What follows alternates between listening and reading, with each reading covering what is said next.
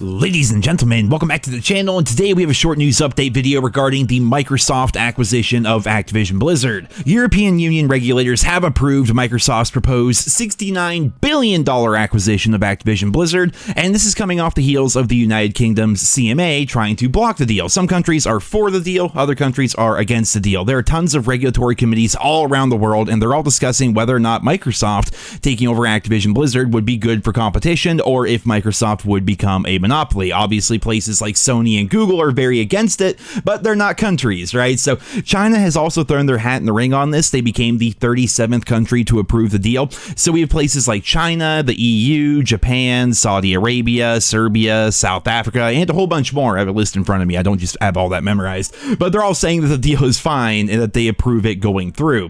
Microsoft still has a long ways to go, but this does seem like a huge step forward towards the deal actually getting done. And interestingly enough, in the midst of all this news, Activision Blizzard games are now on sale across the board via the Microsoft Store. So games like Call of Duty, Overwatch, Diablo, Crash Bandicoot, Spyro, and others are all currently on sale via Microsoft. So again, this does appear to be yet another sign that eventually the merger will go through.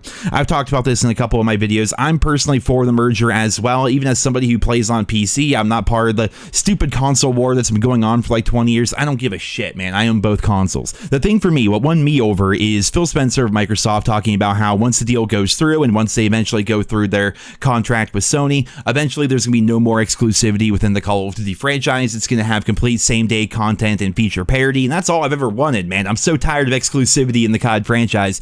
They've been saying a lot of good things like that. Obviously, when they're trying to get a merger approved, they're trying to say all the right things. Then once the merger does go through, they, of course, can maybe go back on what they said. But regardless, based on what we know so far, you kind of have to take things at face value. Microsoft is saying a lot of good things about the future of the COD franchise, and if anything, I feel like we need something like that. The franchise itself just needs movement in some direction, right? They're doing a lot of things right now by trying to merge all the studios together and have everyone work on the same engine, but the yearly release cycle is something that I would like them to possibly take a look at.